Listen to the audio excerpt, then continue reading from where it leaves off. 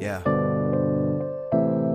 If I die tomorrow, I hope you hear these words. I ain't here to flip no birds or sip no syrup. Hope the future generations can get this urge. Stay woke, youngin', and avenge these nerds.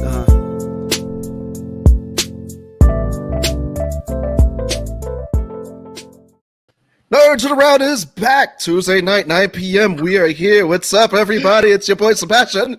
It's your boy Law. And your boy Tone from across the hall. What is going on? What's up? What's up? It's good to be back. Yes. Yeah, How did you think that intro, man? Dude, I was like, oh, this is nice and shit. Yeah. I fucks with it. Yeah. Shout out to Lou, man. Guys, again, make sure you check out Lou's album, The Agenda. Go ahead, LuCyph, find him on the Spotify or any of your favorite podcast apps. Also, too, want to let you guys know, check out the Nerds Network in the description. Got some dope links there for you guys. The Medusa's Cascade podcast and other crazy fun, awesome people that we follow and everything. So go ahead, get your nerdy week on. So how did you guys feel about this Friday's episode before we bring our guests on? Best one yet.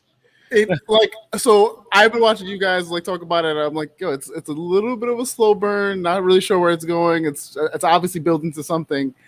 And then just like in true Marvel fashion, they're like, bet we're gonna tie one piece of string, pull everything together. And everyone's like, oh, like I don't know anyone who didn't react like that to this episode.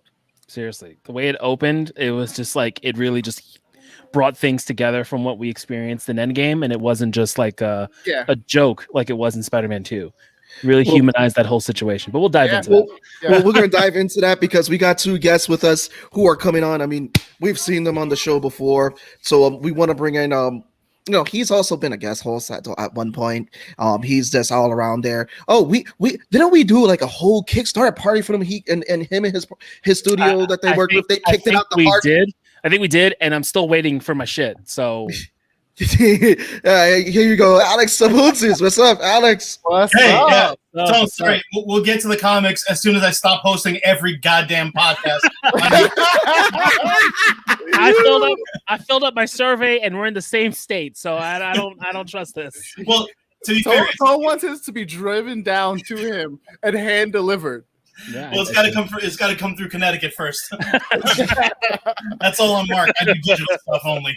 If it's coming through Connecticut, tell him bring the beer too. That's it. Yeah. Bring the noise. True, Let's go. So he's also returning. He was on. You guys got to see him last week. He was on the show last week with us. He called you the big reveal. He called the big reveal. He did. He called it. This is why we got the returning, the voice of the generation, Pete Rosado. Pete, sipping on that coffee. Me? That's you. Yes. Okay. Hold on. Mr. Doc Strange over there. Yes. This is my now official Wandavision Madness mug.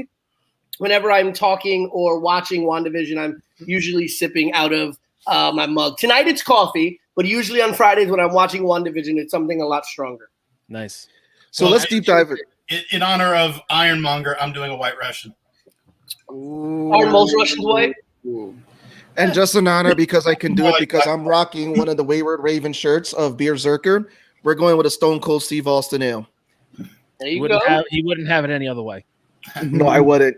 Austin makes the best ales. Okay, so let's get into it. We want to get into this episode about the blip because this, I think, was probably the best opening I've seen and a great, spectacular way of seeing an alternate version of the blip because we got to see it in Spider-Man, as Tom mentioned before. It was kind of comedic, so we didn't really see how other people reacted to that. And Monica being the one that was in the middle of this, how did you guys feel about this opening? We'll start with you, Alex. Am I the only one who didn't register immediately that it was the blip? Like me, wondering that she got her teleportation powers. She only teleported 5 feet from the bed to the chair, not realizing, oh wait, this is the blip.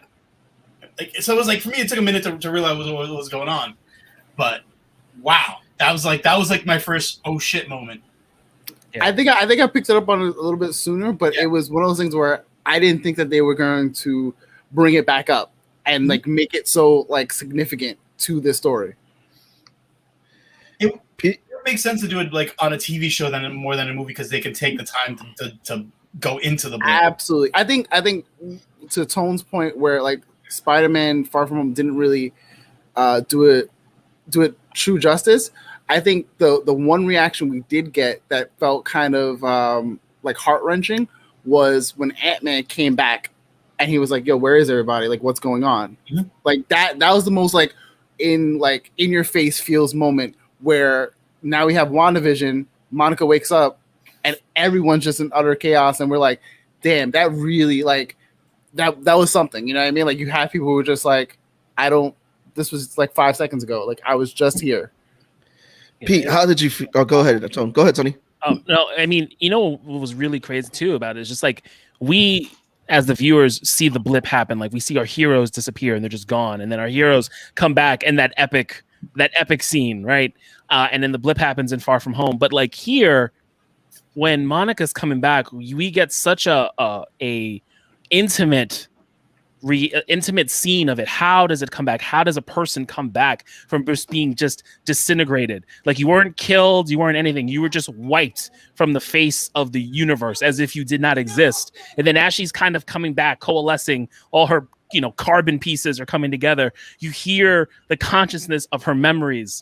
And it was just like, yo, fucking Thanos did a fucking number. And like, you don't really see it. Like you get the shock value from seeing like your heroes die, but like seeing like what people are coming back to and just seeing that, first of all, I thought just visually like gave us something of the blip that we didn't know we kind of wanted to see, and just kind of what that reaction was, because we just didn't get that in the movie. Well, not to dwell on the blip because that's like a minuscule part of the show, but like my wife pointed something out. I was like, what happened if you were in the middle of like a flight and you blipped out? Because you remember, like at the end credits of Infinity War, there was like helicopters in the air where their pilots blipped out. What happens to those people in the air? I mean, to answer that, I think what they touched on was that everyone who was, because that was a question before, they touched on that everyone was blipped in safely to prevent like any unnecessary deaths that they had to explain, because that was asked before. It's like, what about those people in the helicopter? What about this? Like they were just blipped in to like where they were in areas where they were safe. But Pete, I want to get your thoughts on it with this opening scene. Go right ahead, jump right in. Voice of the generation, let's go. I think it's interesting because kind of like as Law was saying, who by the way I haven't seen in 5 years, so I think he was blipped out too. It's that juxtaposition of those two big scenes, right?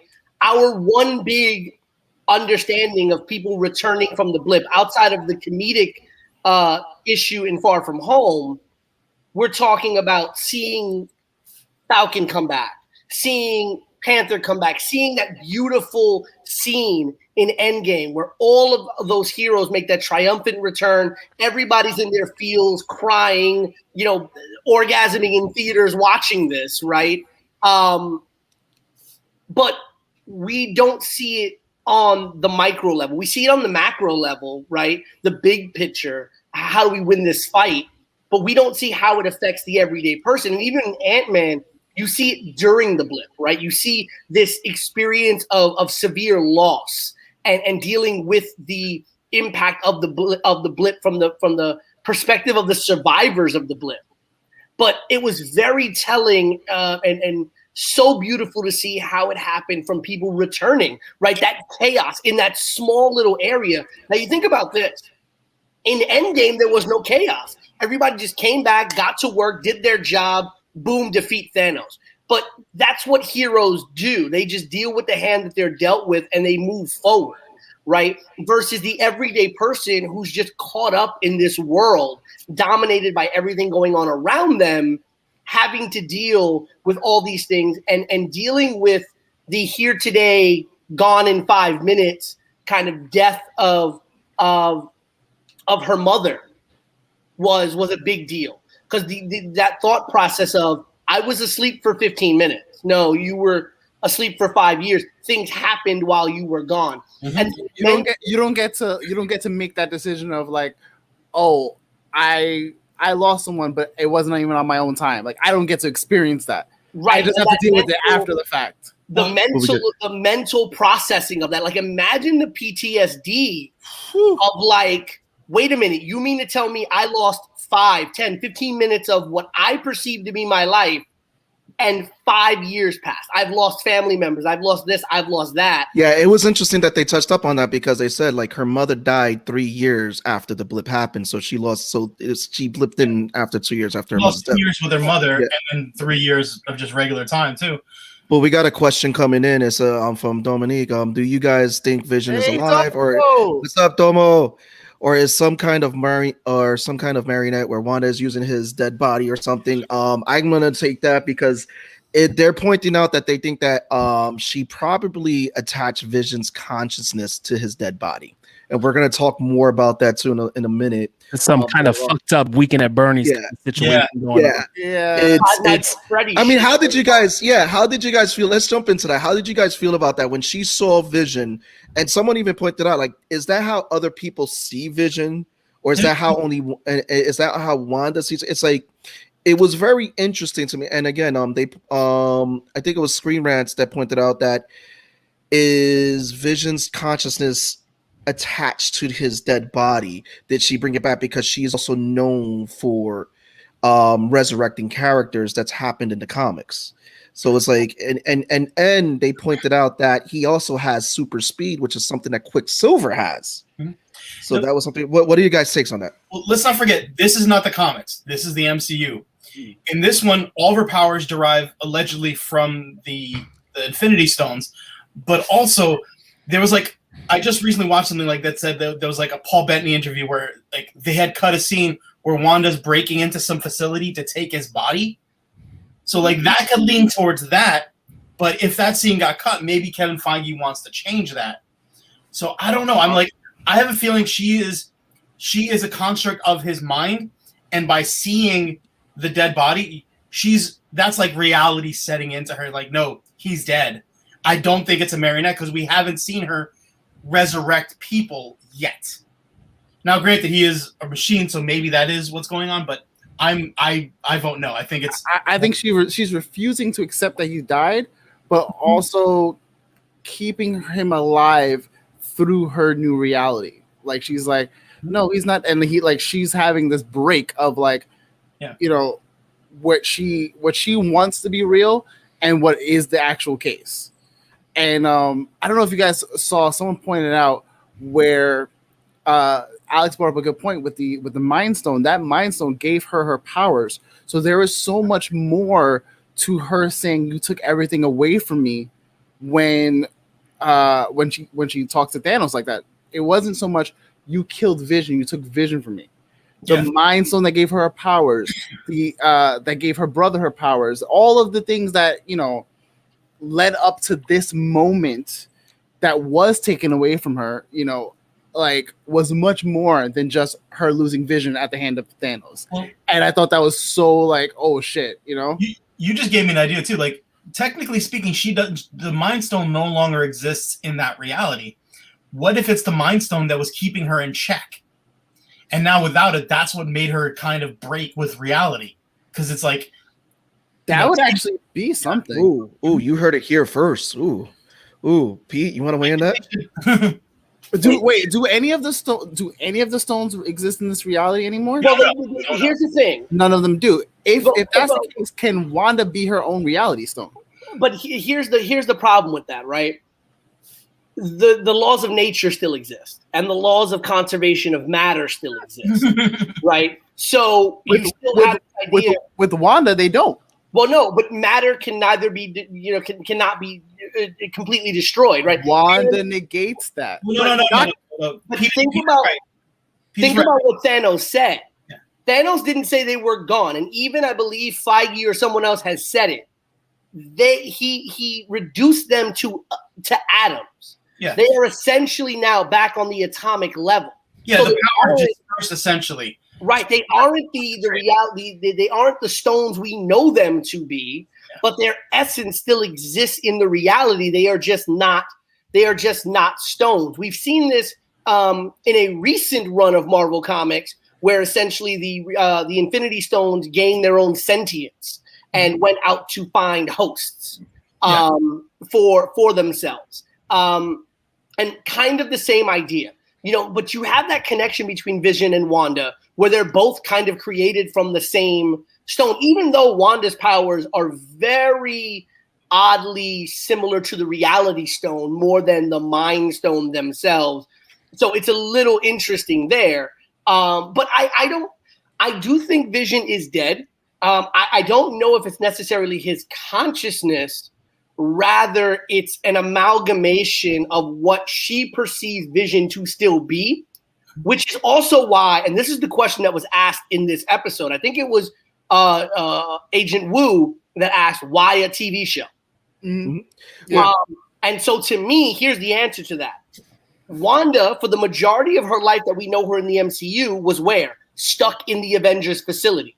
She probably spent most of her time either when she was at Strucker's or when she was an Avenger in the Avengers facility being locked down for her own safety, just watching TV. Think about how, new citizens or people in new countries or even aliens, as we see them in TV, ingratiate themselves with human culture.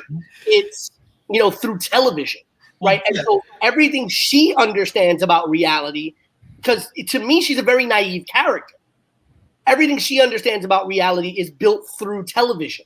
And that's why we're getting this progression through television almost with her, in my opinion, because she's building based on what she perceives reality to be. And the real world is too harmful, too scary, too terrible for her. So she builds it in the bubble of television, which can be rewound, can be edited, can be changed. Don't forget, too, she didn't grow up in America. She grew up in Eastern Europe, where they were basically getting a lot of their media from us secondhand. And I think that plays into it. Like, as a kid, she was watching American TV, and her whole character arc has been like her perception of the West, as in good in the case of television and bad in the case of Strucker, and all this other stuff. But before we get lost in all that, because again, there's this episode revealed a lot, and a lot to unpack. There's a lot to unpack. Somebody might have told you that. I don't know. But here's one of the cool things: we get to see Sword. We know Monica works for Sword. We know that her mother helped form Sword. Her mother had the code name Photon, which is a callback to the character, a name that she had in the comics, which I thought was pretty dope. Mm-hmm. Then we get the director. He mentions nanotech, which we all know we're getting a show called Armor Wars, which is this a prequel also to Armor Wars, with Sword be involved with that with Rhodey, War Machine, also to rumors of them sending people into space. Did they work with the Fantastic Four and send them to space? What do you guys think about that? I wouldn't be surprised. I would not be surprised. So, like I caught it, but I didn't like really acknowledge it until after I was reading, and someone mentioned like that could be the Fantastic Four and how they are introduced. So all these things can be very subtly introduced. Like we have now this like MCU version of the House of M that would bring in mutants now. But how do we bring in the first family? We bring them in with Sword and like this whole kind of thing. So it's really delicately woven, and I think they're doing a good job at handling it. Don't forget the timeline too. Monica's mom is the one who started Sword. Back when we first met her, it was the 90s. S.H.I.E.L.D. still existed. So her and Nick Fury became friends, and whereas S.H.I.E.L.D. was a thing, she created Sword as a space thing. But my assumption is once S.H.I.E.L.D. is gone, well, Sword becomes the new S.H.I.E.L.D. And it's not like Sword. I think everyone's been making this big hubbub about the fact that Sword's name has changed. Yeah. The show did not shy away from the fact that Sword still operates in space. Yeah. They're looking up and down, basically. Right. They have these the terrestrial division, but they also still have a space-based division, which we also see teased by Nick Fury being in space on a Sword vessel.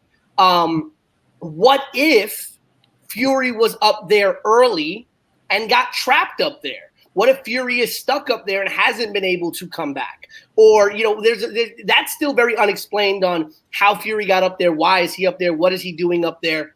The Fantastic Four reference I've heard a couple of times in the last couple of days about, obviously the cosmic rays and the astronaut part of it. There's a small part of, I'm lying. There's a large part of me that does not want the Fantastic Four as heroes in this MCU.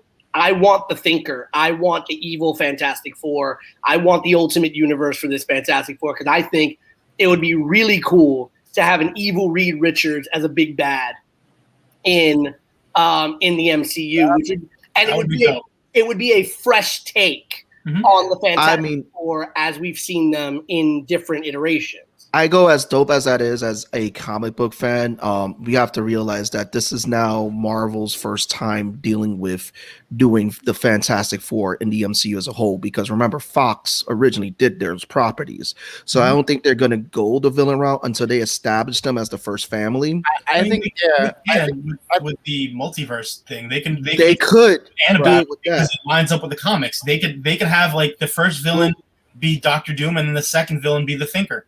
Well, I want to touch up on these two things first. Like, again, with Mojo, I think Mojo, like RS, like there's a lot of stuff people are pointing out that Mojo's involved. I think before we get the involvement of Mojo, they're going to try to establish mutants first. Yeah. I'm not going to say that they're not going to establish Mojo, but right now all leads are pointing to Mephisto. But Mojo would be an interesting take, but I don't think they're going to do him just yet until they get the X-Men established in the MCU. Sebastian, that's Nightmare.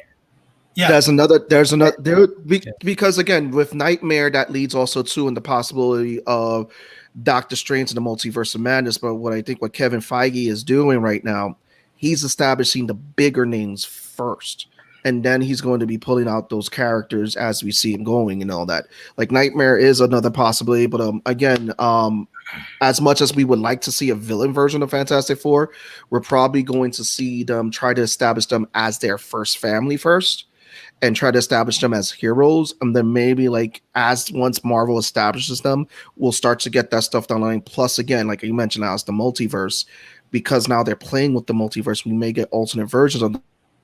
For example, they're going to be playing with stories with What If, the new show What If, and we're going to see different things that Marvel's going to test with that show. I don't by any means doubt that Marvel is willing to make Reed Richards at some point the bad guy, make the Illuminati a thing, the Council of Reeds a thing, but that would be further down the line because maybe not Council of Reeds because that's too much like the Council of Ricks. And that's right. Well, that's what the Council of Ricks is based off of. Yeah. So you get a lot of that later on. You introduce them now as like this good guy. He's just trying to do his thing and this and the third. Then you have where that story where they have Cap, or now the new Cap, it would have to be Falcon, introduced to the Illuminati. Then they kick him out for not agreeing with him, and then a lot of stuff of World War Hulk builds up, and you get that later on in the pipeline. So I think they're gonna bring them in proper as they should, but I don't doubt with Namor coming up soon, with like all these big names coming up from the Illuminati, that I do not see them not doing the storyline later on. I find it tough though to do the Illuminati, and here's the thing: I'm okay, and I fully understand the idea of changing characters, but to me, it's hard. It's even harder to do an Illuminati now when you don't have a Professor X yet, you just lost Black Panther, and we no longer have Tony Stark. Not necessarily true. The three biggest, in my opinion, members, because Reed's huge, Namor's huge, but those are the three biggest names when we think of the Illuminati. But that's by the comics. That's when you think of the comics. We're talking about the MCU. We've seen them. We've seen them take what the comics has given us, and look at Civil War. You know what I mean? Like they're gonna take what they can, use what they can to make the most out of that situation for sure. But we're going to be stuck in this situation because this is. Go ahead, I'm going to try to bring the conversation back to WandaVision. The thing is, you got to think about it. These are big characters with big actors. So you might not have a movie with like Tony Stark and the Illuminati for 2 hours, and it's got to be a movie because again, those characters require a movie. You're not going to get RDJ in a TV show, but those characters, if they're going to bring them in, they can pull in those characters for 5 minutes at a post-credit scene to set up further movies. But when it comes to the big bad of WandaVision and the MCU, I think all roads point to Doom. Doom is the linchpin for a lot of the stories they're setting up. And the way to get to Doom is you need Mephisto. But Mephisto is too big of a character. And again, I love WandaVision. He's too big of a character to introduce in a TV show because you're going to need a big-name actor to play Mephisto, or at least a medium level actor. So set him up in here. Have him premiere in Doctor Strange too. That's what I'm thinking. You're going to get Mephisto in Doctor Strange. Here they're setting it up, and I have this theory that Dottie is actually Nightmare. See, now here's the thing. You see, now you just a lot of people have had that. So Dottie's profile is missing from Jimmy Woo's list. And also, too, if you notice when he was putting the list together, there was Agnes, and Agnes didn't have an ID attached to her name like everyone else in the town. So those are the two biggest question marks right there. Agnes was deferring to Dottie. She was like, yo, she's the queen bee of this hive. You need to, defer to her. Well, and that's obvious she's Mephisto, but when she cracks the glass, she's bleeding. Second, she is being manipulated by Wanda's powers or allowing it to seem as such. Right. That to me is the one crack in that armor, is the fact that she had a moment where when Wanda loses control over the reality, Dottie kind of reverts back to I don't know what's going on, what's happening here, which to me it could be a red herring, or it could be that Dottie is just another character in this show. It's very interesting because, and I was doing some research on this, because the hexagons are very prominent, and everyone's talking about AIM and hexagons and things like that. It's a red herring. What I forgot, and if you think about it, when we think of Mephisto is the Marvel's version of the devil, of Satan, right? And if we think about Satan in pop culture, Satan is associated with the number 666. When we think of a hexagon has six vertices, and things of that nature, 6 sides. So it's very interesting when you think about that, because you have all these different images of 6 now in this, further tying it to this idea of Mephisto. And when you saw the map of Westview, it's 2 hexagons interlaced on each other, right? And so here's where I think it's very interesting. What if one side of that hexagon is controlled by one master, and another side of that hexagon is controlled by Wanda? And when they meet in the middle is where things tend to go wrong. Yeah. Well, before we get into that, because because I definitely want Tone to lead in with the hexagon theory too. I'm just gonna throw this out there. Well, there's a lot of theories with it. We're gonna go into the hexagons, but with Dottie, there are rumors that she's possibly Clea. She could be linked to Mephisto. And there was talks that she, the actress, couldn't really say much until she got the okay from Kevin Feige, because it sounds like she's playing a much bigger character.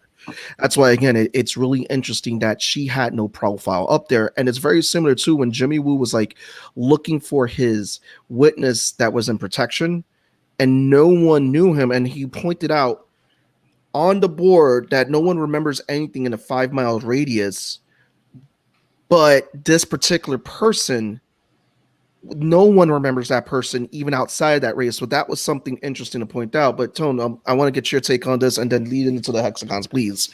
Well, I was just kind of doing before we do the hexagons, kind of just thinking about the whole Dottie being Nightmare thing.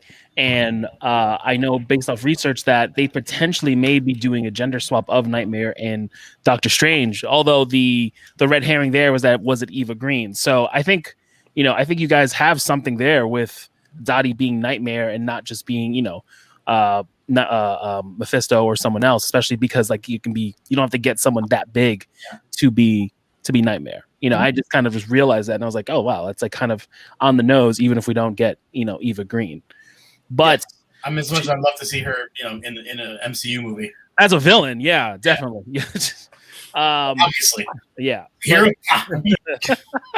No, I do want to kind of really quickly jump back into something, because I was looking at my notes here.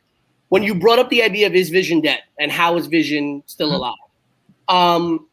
We talked last week about the prevailing rumor that the brother of Wonder Man is going to be in a later episode. Or at least someone has been cast to play the character that shares the name as the brother of Wonder Man. What if Wonder Man, and in a way of kind of tying all of Vision stories together, what if the character that would have been Wonder Man is in Westview and she is utilizing his brainwaves to essentially recreate Vision, hearkening back to the fact that Wonder Man is actually the brain of Vision in the comics. It's a possibility, but they're gonna have to, in the next few episodes, explain that maybe he might be the person in the witness protection. I'm hearing a lot of that might maybe because they did hint at Wonder Man in episode 2 in the opening credits in the grocery scene. They're going to have to really establish him in this show. So I heard something today, like the original lineup was Falcon, Sam and Falcon. I mean, Falcon and Winter Soldier was supposed to come out before this. Yeah. And the idea was that Baron Zemo was going to start laying the groundwork for Wonder Man that would then be picked up in this one. So there's credence to that, Yeah. But let's get into the hexagons, because we got into the hexagons. They're shown again. They're enclosed. Pete, you pointed out that there were 2 hexagons in the village. The hexagon imagery is all over this, like the beekeeper, bees, hexagon shape, honeycombs. You have the head of Sword, his office. If you look at his plaques, they were shaped in a hexagon shape. And then even Jimmy Woo has been asking the question, why hexagons? So, I mean, again, let's get back. Let's deep dive into that theory. Law, you haven't been around for a while. You're welcoming back. This will be the welcome back question for you. Go ahead, Law. Jump into that hexagon theory. Come on. What's your theory on it? Let Tone jump in. I'm here. I've been talking. Like, you act like I haven't been talking this whole half. Like, let Tone. Okay, Tone, take it. Take it from me. So, my hexagon theory is slightly different. I would say it's against the grain, as I haven't heard this. I was walking my dog, and it just kind of slapped me in the face. It was one of those things where, like, thinking about it really comes down to the bees. Bees use hexagons in honeypots. And, out of the 3 geometrical shapes that they could use, squares, triangles, hexagons, they use hexagons. Why do they use hexagons? Because it takes so much fucking honey to make wax. Hexagons allow you to create the most amount of area with the least amount of, like, content, stuff. Mm-hmm. And I think that Wanda is creating this entire fucking thing. It's all based on her mind. So she's using a hexagon to create the shape of Westview, which held the greatest amount of space, with using the least amount of her mental energy, while she's kind of doing this whole thing to everyone, propping up Vision, keeping everyone in tune, kind of controlling it, pushing everything out. So that's why we get, like, the beekeeper, and I think all, like, the other things like AIM or the Infinity Stones could just be kind of like red herrings, and, like, there may be some kind of like I feel like Darcy may come up and see, like, this is why. Because she's been, like, breaking everything down based on, like, the science of what she's seeing. So I think it'll be pretty dope. My thought of Hex is it's a different direction. I first I was thinking it was kind of like not a red herring, but kind of a nod, because think about what in the comics she uses hex magic, and and don't forget the hex are a theme, but also what is it that Wu does? Card tricks, magic tricks. Yeah. I think that's just setting up the theme of the series. This is magic. It's like, yeah, she got these really crazy witch powers, but it's magic. And I think that's how you tie in Doctor Doom, because he's a mage. That's how you tie in Doctor Strange, magic. Multi-dimensional, they've established in Doctor Strange that magic is just rewriting the code of all the other dimensions. But also, like, where was I going with this? There was something that was bothering me about it, in that when I saw this episode with the hexagon in the director's office, and Tony, you said honeypot. What if that's the tie-in? Sword tricked Wanda into coming to Westview to try to control her. Their plan fucked up, and some of the people like Dottie and Agnes are Sword agents who are like deep cover. That is like that's my theory now, and you just kind of made it like the wheels turn on that one. It's interesting because your theory might be very, very plausible, because someone pointed out, like, what if Agnes was talking to Vision and worried that Geraldine was alone with Wanda? Yeah. Well, she was worried about her. And the other thing about the director, they pointed out that there's a lot more to this guy than meets the eye in terms of like he knew about CMDR, he knew a lot of things. And it's like, why would he send his agent who just came back to such an important case? Because she wouldn't know anybody. If she sees Agnes, she'd be like, I don't know who the hell Agnes is. You know, That's valid. And who says Witch can't be a member of Sword? What are your thoughts on these hexagons and these theories?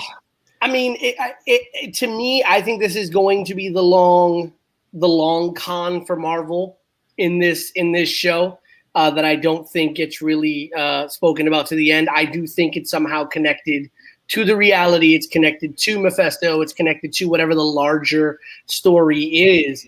And we're about to hit another gear, right? Because we know that we have the episode coming up where they're going to go trick-or-treating. And we know we have the episode coming up where Agnes meets up with Vision and kind of has that break where she's just like, am I dead? And he says, why? He says, well, because you're dead. And it was very interesting because Darcy made the claim that I made on last week's show where I was just like, well, everyone knows that Vision's dead. So her seeing him, she's like, wait a minute, he's actually dead. Like dead. Mm-hmm. Right. So, we have this idea of like everyone kind of knowing somewhat of what's going on. It's going to be very interesting because I think part of this larger mystery is also whoever the heck Jimmy had in witness protection. I think this may be part of the larger story that most people are going to treat as a throwaway. I think a lot of people are going to treat that as Marvel long enough at this point to know that there's no small character, no throwaway, nothing. Like even the red herrings at times we've seen be like huge things later on, and they're like, oh yeah, we kind of teased this 10 years ago, and we're like, the hell do you mean you teased this 10 years ago? You know what I mean? Right. Yeah, so, and we also know they're just fans of rewriting history to the fact where like, oh yeah, that Tom Holland was the kid, Spider-Man was the kid that Stark saw at the freaking expo, and yeah, that's the guy, and listen, Kevin Feige is in his basement with a Pepe Sylvia board right now. That's where he's at. That was Woo had the fucking Pepe Sylvia board. Yeah, he did. He borrowed Kevin Feige's board for that scene. Speaking of magic, gotta love the Ant-Man reference. Obviously, Jimmy's been practicing his magic tricks, throwing out some stuff. One of the more interesting things that I wanted to bring up was everyone's obviously knows the history of Monica as Spectrum, Captain Marvel, Photon, blah, blah, blah, blah, blah, blah, blah. Because she had 1.5 million names.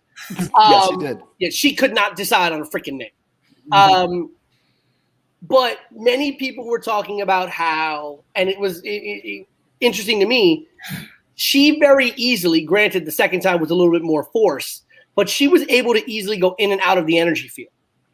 Everything else, it was kind of either they couldn't get in, or if they did get in, obviously the beekeeper got transformed and stuff like that. And people are wondering, I've read a couple of rumors that this may have something to do with her own latent powers, or a reference to her powers that we know them to be, since they are energy based. Well, this is one thing that someone wanted to point out. Just looking around, just surfing for this. She was blipped in, which they say, like, again, that required energy, which we're going to jump into this topic, that required energy that was emitted from the gauntlet. Then the second form of energy she's hit with is with Wanda's powers, which sends her out of the, out of Westview, which again is part of that energy. So she's a battery being charged right now. So she's been through that force field, which again is made of a CMRD radiation. Which, welcome back, Darcy. You found it. You found it, girl. So oh yeah. So the mention of CMRD radiation, the mention of the Big Bang. This can be a possibility, again, as I've been pointed out, that this could be an origin story of how Monica gets her powers, but also too, is this a way for the mutants to be getting their powers right now? I would say it's a good way of bringing it where it's not like blipping a bunch of people with powers into existence. Rather, you have it where they've always had latent mutant properties and like the genes, but after the events of WandaVision, all those powers are made manifested, and essentially, what was it? Straw Hat Goofy on TikTok. He had this theory where it's like you bring them back, you bring all the mutants into existence, all their powers are manifested, and you still have that dichotomy of where you're looking at people turn on their friends, on their family because they have powers, and you still have that like that struggle with mutants and the normies of the world. So it's very, very, very plausible, at least in my opinion, that you bring them back where they're not people who didn't exist in this world before. You're not bringing a whole universe in. These are people who already exist in this MCU timeline and this universe, but now that Wanda kind of like rip the ceiling off, you're having all these people come and emerge with all these powers and these abilities. I want to get everybody's thoughts before we take them because we have a question from one of our fans on there. So I want to go around the table. We'll start with Alex with that one. What are your thoughts on that one too, Alex? I don't know. I mean, the blip causing mutants, I'm 50-50 on, mainly just because of the numbers. It's like, so you're telling me like half the population now of the universe is going to become a mutant? Oh no, I'm not saying that the blip caused the powers. I'm saying the energy emitted might have caused Monica's powers, but the mutants themselves are going to probably be a result of Wanda and whatever the events of like this series like conclusion. I don't know if I agree with that. I'm gonna answer the Monica thing first. I think if they're teasing Wonder Man and his powers are energy based, whatever creates Wonder Man is probably going to create her. That's my theory. Okay. Because they're basically both energy sponges in different formats. Now, they probably could use the blip as a way of triggering, like a catalyst that leads to that, probably. For mutants, I think the blip makes sense, but you need to have, the X gene future of evolution is what really causes the racism towards X-Men or mutants. So you need to have something to say these people are mutants to get the same power for the story. Because otherwise they're just Inhumans or they're just like freaks. And the blip is too random for me. It would make sense, but I would prefer. The only way it would make sense is like maybe the blip responded to a latent mutant gene and then trigger things, but then you lose people like Wolverine, who's like hundreds of years old. You lose people like Apocalypse, who's thousands of years old as mutants. So like, it's a little weird for me on that one. Pete? So I agree with Alex in the idea of Wonder Man and the spectrum theory and the Monica theory. I feel as if there will be, I obviously she does not like being terrestrial based. Mm-hmm. And I think it's going to take a little bit also of what's the word I'm looking, inspiration from Captain Marvel, her remembering her friend and kind of wanting to do anything to get. I wouldn't be surprised if Wonder Man ends up being the person in witness protection, or maybe someone who's there or is given powers by Sword. And then she finds a way. She's like, if I can get these, maybe I can be more than just being stuck on Earth. That's my thing there. So I do agree with where Alex was going with that. My thing with the mutants, and this is my theory for the mutants, for the Inhumans, for everyone that they're going to bring in, I think they're all coming from different realities. And that's the only way to really do it. Because then you're able to, as Alex is saying, you're able to still have those stories intact. I think maybe the mutants come in a way of kind of repurposing almost like the Age of Apocalypse theory or Days of Future Past theory, where because of the breakdown of the barriers in the multiverse, because of the blip, because of what Wanda does, because of whatever's going to happen in the next couple of movies and shows, you're going to start to see the walls between the multiverse break down and cross over. And I think you're going to have a situation where the mutants are in a universe where It's going like the Age of Apocalypse kind of way, or a Day of Future Past kind of thing, and they're able to get out of it, and they come to the main MCU universe. I think the same thing can happen with the Fantastic Four. They're coming from a different universe. They're coming into the main universe, and that's another way of doing Inhumans, where you could have the Inhumans essentially coming from a different branch of the multiverse into. That way, you still have the ability to tell stories for these characters without having to rewrite the history of the MCU. You're able to go into, if you wanted to rehash an Apocalypse story. Well, yeah, he is 1,000 years old. He's a mutant that existed in another universe, in another part of the multiverse, and now he's in the main universe. How does that affect everything? So that way, they can be. You can have a mixture of new characters. You can have a mixture of bringing in some of the older actors if you wanted to bring them in. There was an interview I read with Patrick Stewart saying that he had a sit down with Kevin Feige, and they basically had said that had Logan not happened, Feige wanted Patrick Stewart to return as Professor X. So I think that opens a lot of doors where you could say to a lot of the Fox guys, hey, we still want to use you. Okay. So the story is multiverse, right? And you're also able to recast as well and still tell a whole bunch of stories there. Tone? Sorry. So, I guess I'm here for the, whole using Wonder Man for photon type of deal. But I also kind of agreed with you, Seabass, also, last week where we talked about, Monica getting her powers, from potentially from the blip or potentially from going through this whole ordeal with Wanda. But since we're all on this whole mutant train, I might as well just jump on board, give my own version of a theory. My theory from mutants, comes from the Eternals. I think we were supposed to get the Eternal movie in 2020 before WandaVision showed up. I wouldn't be surprised if in the Eternals, we know beginning of humanity, some sort of, you got the Eternals, you've got the Deviants, you got regular humans, probably some sort of subspecies, some sort of post-credit scene with mutants. That could kind of talk about having these characters that just exist in history. And then the mutant gene just kind of potentially being dormant in a big amount of the population, and then using the blip because that was such a concentrated amount of cosmic energy used on Earth 2 times, energy that goes all the way back to the Big Bang in the universe. Huh? Everywhere. Yeah. Blip happened everywhere. Yeah, but it happened on Earth is the main. You know what I'm trying to say. It doesn't matter. Mm-hmm. But all that energy being essentially Big Bang energy. And that just becoming the, creation, and that could kind of start off having more, latent mutations kind of showing up along with the older mutants that kind of come from generational lines of Eternals.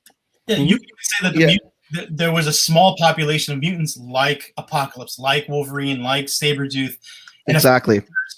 But then the blip is what supercharged it, and now you have the X-Men, you have Alpha Flight, you have all these, eruptions of mutant power, And because I want to get the question that just came in, but I want to give my final thoughts on that. Is that I agree with everything saying, but I think that they're going to use that because there's a specific reason I feel like they're mentioning these waves. To mention that this went back to the Big Bang and that we've had mutants already in the MCU, and the MCU is not afraid with playing with their history because Ant-Man, before Scott Lang, Michael Douglas's character was Ant-Man before that.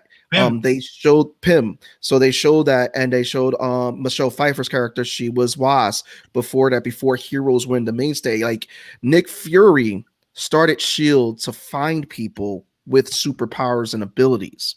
So who's to say that Shield already didn't know about mutants too? They could have already known about them and kept their identity secret, which again is something that ties in with the Ultimate Comics. If we know, MCU has taken stuff from the Ultimate Comics and they have taken stuff from the main MCU and kind of mixed them together. So I feel like the first blip, we got mutants that were born during those 5-year period. Then we had the second blip, which is going to increase, and then we had the House of M reference, which was in WandaVision. But that's just our thoughts. We're gonna continue to speculate. You could have a quick DC thing. Everyone's talking about rewriting the DC universe with what they're doing, and you could have Wanda essentially doing a reverse House of M, right? Yeah. Instead of no more mutants, right? It's no more humans, no more this, no more that, something more universe based, which kind of rewrites a lot of stuff and brings in mutants, thereby rewriting the history without doing it. So you get a little bit of what you said, Seabass, where now the mutants are just in the universe due to something where Wanda did, where now she's kind of rewriting the universal history with her own powers. But again, before we get, because I think at least what Tone says, we're going to get that with the Eternals. We're going to get that with WandaVision. I think with WandaVision, the Eternals, a lot of the movies and stuff coming out with this slate is the bigger picture setup for what Kevin Feige and Marvel's looking to do, especially since they got the mutants back in the fold in the FF. But let's take this question. Dominic had a question. Domo, another question. I've heard speculation that the children are the real target, that they allow to get to the twins. Thoughts? Yes. My thoughts on that is that if because they're referencing so many comics and the twins, that originally Mephisto wanted to get the twins to use them to like help him build his body or something. I forget the story, but he wanted to use the twin, his Horcrux. Yeah, the twins were his Horcrux. It was 2 parts of his soul were embedded in the kids. Mm-hmm. He was basically Lord Voldemort before Lord Voldemort. But here's my larger thing. It's going to be if everything in this reality is a creation of Wanda, if the reality crumbles, don't the children crumble?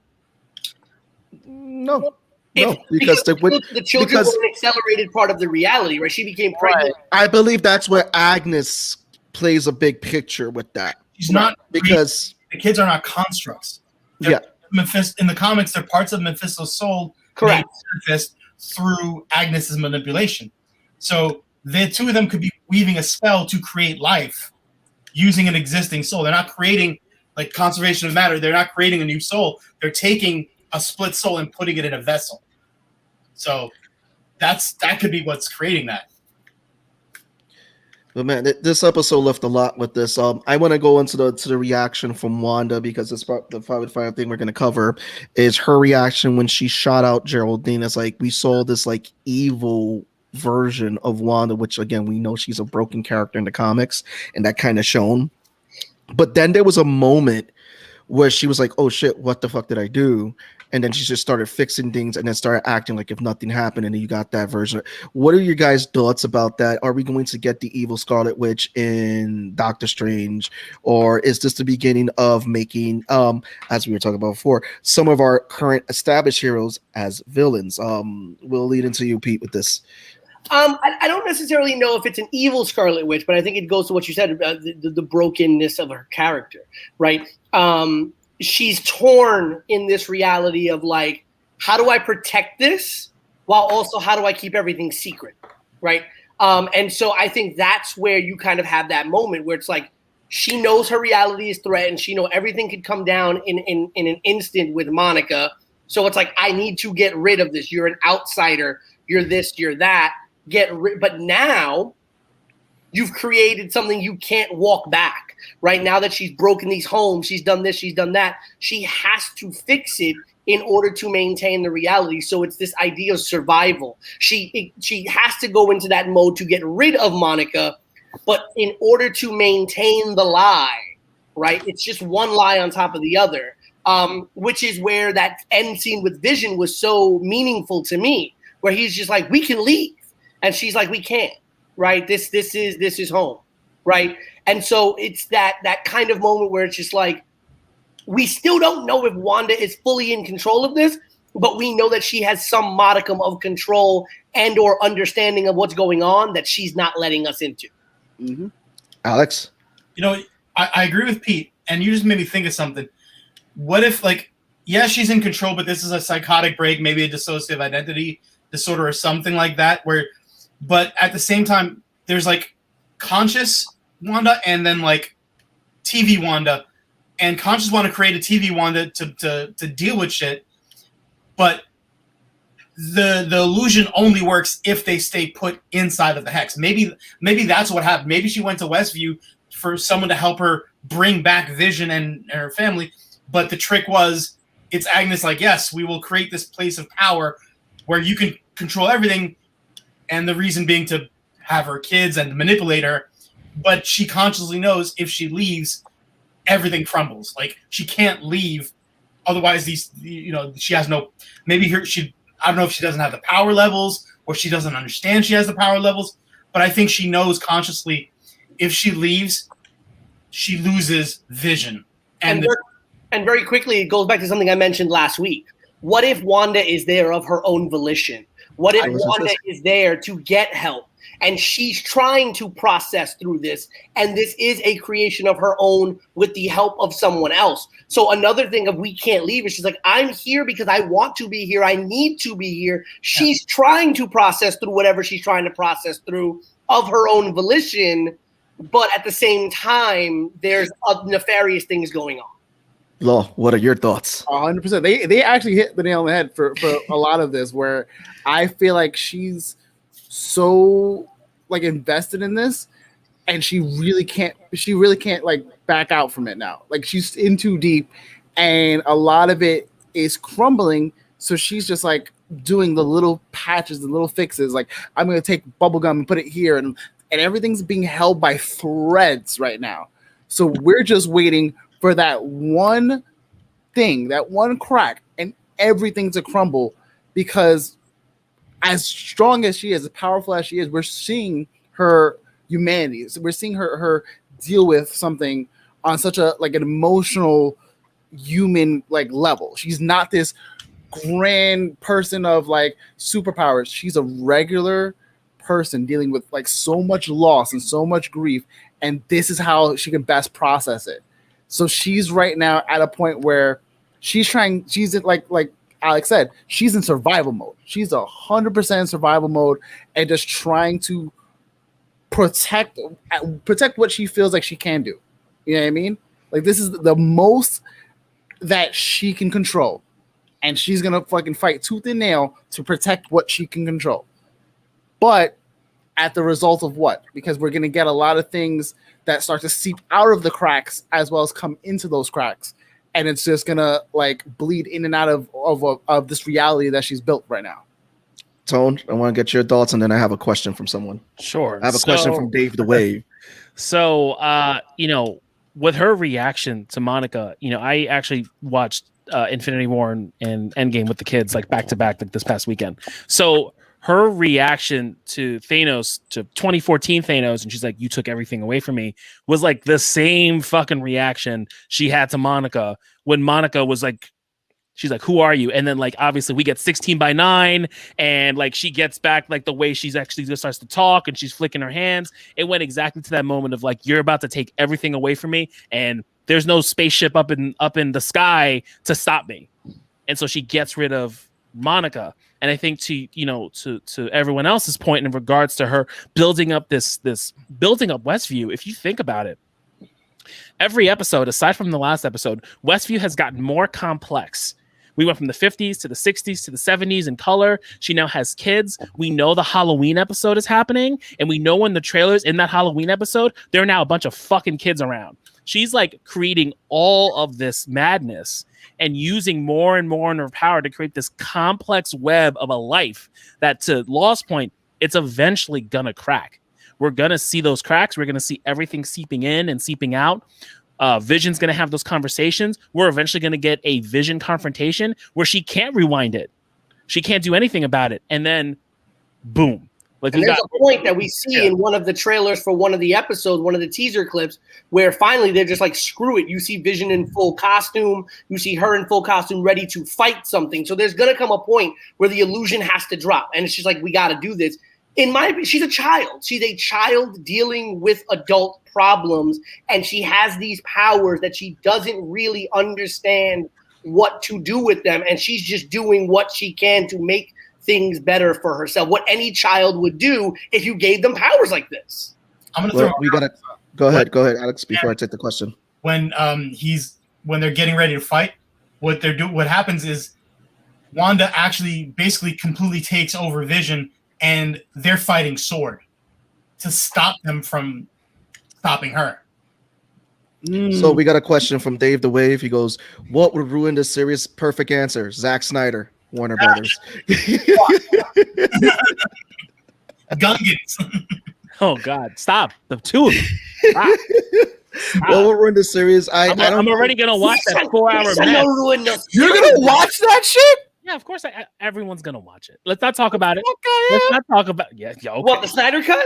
Yeah. Oh, of course I'm watching that. I'm gonna watch it. Of course I'm watching it. I'm gonna listen to you guys watch pay it. me money to watch that. No, I have a lot of respect. I am one of those few people that actually really love Zack Snyder's stuff.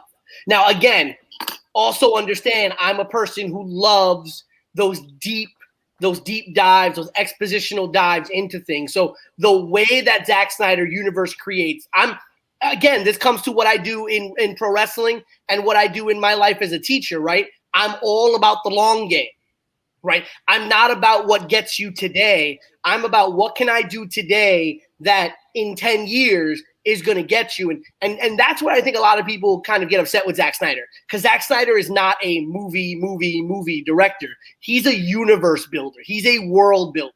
And it's one of those things where with a lot of clout. That's it. No. But I'm gonna cut your mic for that, Pete. I don't think because we're about to end. Anyway, what could ruin the series aside from Zack Snyder or Dungeons? Jesus Christ. I just got lost with Pete. Zack Snyder just went down like this. I'm sorry. No, Yes, it would. Zack Snyder and Warner Brothers would end this. No, in the sense Kevin Feige leaving.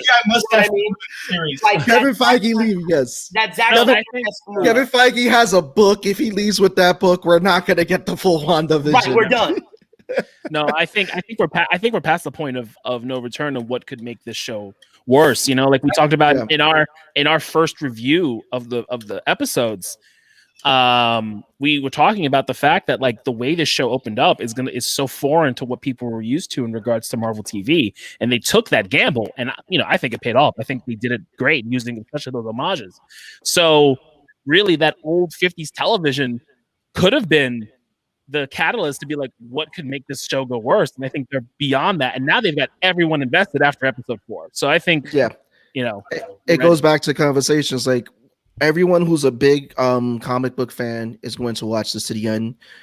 Everyone who's fell off, they're hearing everything now. They're like, oh, I got to watch this. You're going to see a surge once all the episodes come out. And it's going to have a huge big that would have ruined the series. They won't do it now because they're not going to do it. But had Marvel released the entire season like a lot of shows to do, and everyone would have binge watched it, that would have ruined it. I love seeing the Marvel like modern day fanboys and fangirls all complain over having to watch episodic television. Because obviously you can tell that that's the generation that didn't grow up like us, who actually had to wait every week to watch a show. We saw that. We saw that with The Boys. Like The Boys was a game. Boys did that. Season 2 didn't work out the same way that it should have. Yeah, but I think The Boys as a whole, the construction of each of the episodes didn't work. I felt for week to week, where WandaVision works, right? Mandalorian works. Like all those shows worked. The Boys season 2 was created to be a binge show, and then the creators decided to say, "Hey, we're going to release it episodically." It wasn't an Amazon thing; it was completely on them. Where for all of the Disney shows, they know going in, it's a week-to-week experience. Maybe the first 2 episodes, if we do that, with Captain, with Falcon, and all that other stuff, but like it's week to week, so they're building them as week to week with a small 20-minute beginning, middle, end, with that long weaving story throughout it to kind of get you hooked.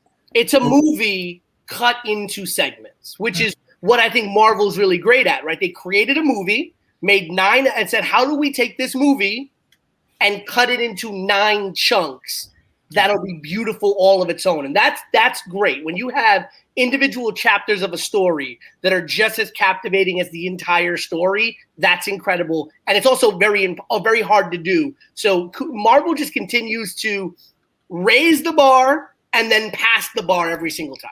It also helps keep, bring in those Disney Plus subscriptions. Well, we're at that hour, guys. But go ahead. Final thoughts. Come on. Let's go with the final thoughts.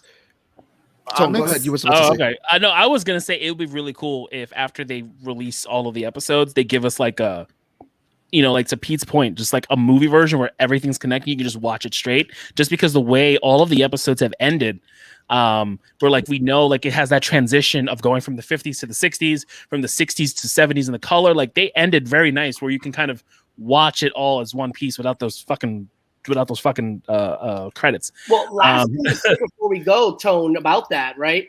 Darcy kind of dropped the line or they kind of like teased in this episode that there's stuff we didn't see before the first official episode, right? So I think there's still a lot of stuff that Marvel can release post this series happening that will give us a lot of, and then knowing what Marvel does, they'll put so much exposition in it that it'll just be so great. Yeah, but I'm just excited to see what happens next week. You know, Pete, you called what happened this episode, so I don't know. You call what happens next episode, and we'll see what happens. Darcy through X-Files show. Everyone's been saying that. Oh yeah, that'll be a really good show. By the way, shout out to Darcy. Yes. Going from one field of science to something else to a third field of science and getting a PhD, and in the middle being a waitress at a diner in New York. But Yeah. Law, what was your thoughts? What's your final thoughts on the show, this episode? I'm excited to see where this goes, man. Like, it was this very slow burn. I wasn't sure what they were trying to give, so I was just watching with like a sense of just like, all right, I'll take what I get and see where this goes, and I'm here for the ride. But as far as this episode in this series, I'm invested. There's so much speculation and so many theories that we barely even touched the surface of, and I'm here for it. Like, it's gonna be when we get all these big reveals, I think there's not gonna be any one of us without our jaw on the floor, and Marvel knows exactly how to make that happen. Alex? Yeah, I'm just wondering if this is going to be like a mini series or if it's going to be season 1 of X. That's what I'm wondering about. I kind of hope this is only one season. And just to kind of call for next episode, obviously it is the Halloween. It is the Halloween episode. I'm loving the kind of Office Modern Family vibes we're getting from the trailer with talking directly into the camera. But I think it's going to be very interesting to see how, as Law kind of said, as this universe, Wanda has to now create more, how things start to fall apart. But I think this is where we're going to start to see the train start to pick up speed in terms of them dropping reveals. Who's this person? Who's that person? Who this person might be. I think because this is the middle of a story now. Right, we're in episode 5, and there's 9 to go. There's 9 in the series, so 5, 6, and 7, or 5 and 6 are going to be where we're going to get that meat, and then 7, 8, 9, or 8, 9 is where we're going to get that big climax. So I think a lot of this, what we're going to get in the next episode or 2 episodes, is going to be where a lot of those hanging chads and those questions get answered. Vision's going to start to, I think, become a lot more questioning of what's going on. I think we're going to see a lot more built around who the Agnes character is, because I think that's the biggest thing in the next 2 episodes. Who the hell is Agnes, right? Because we now know that that's a mystery that even SWORD does not know. And I think that's the next road we go into, and also SWORD trying to figure out how to get in, because Monica's going to get debriefed. Mm-hmm. Mm-hmm. So, Pete, where can we find you on the interwebs? on the dark web. No, I'm just kidding. Are you though? Are you? I am not on the dark web. I've been banned from the dark web. Find him on OnlyFans. Go ahead, Pete. Listen, don't tempt me with a good time. But no, you can find me on Twitter at Pete Rosado 87, on Facebook at Peter Rosado, on Instagram at PD Rosado 4087, and of course, every Saturday you can catch me live on Facebook, Twitch, and YouTube when I co-host the Your Sports Show, which also drops on all your favorite streaming platforms every Monday. Episode 50 just dropped yesterday. Check that out.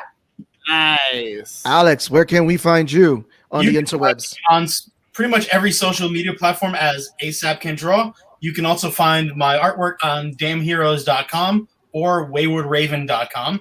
And I believe sometime soon you'll be seeing more of me in the Nerds of the Round, or hearing me in some capacity. We'll have you back. Don't worry, the door's open for both of you guys. We'll have a battle royal episode. We'll have Pete host that. As long as Bianca Belair wins, I'm happy. Also, too, guys, if you're not tired of hearing me Tone, and Law's voices. Please make sure to check out the Medusa's Cascade How are they tired podcast of by me? I've been Indian. gone for like 2 months. 5 I years. don't know. Flip. I just came back. So make sure you guys check out the Beyond podcast, the Medusa's Cascade. We get into some rough shit. We're in some good shit right now with that podcast. Get into some raw shit, bro. Phrasing. Whoa. My We don't God. know. Phrasing. Listen to the podcast and find out. Anyway, In the words of my good friend Cleveland Brown, that's nasty. well, this has been your boy Sebastian. And your boy Tone from across the hall. Peace out, people. What? Oh, it's not playing? What's happening?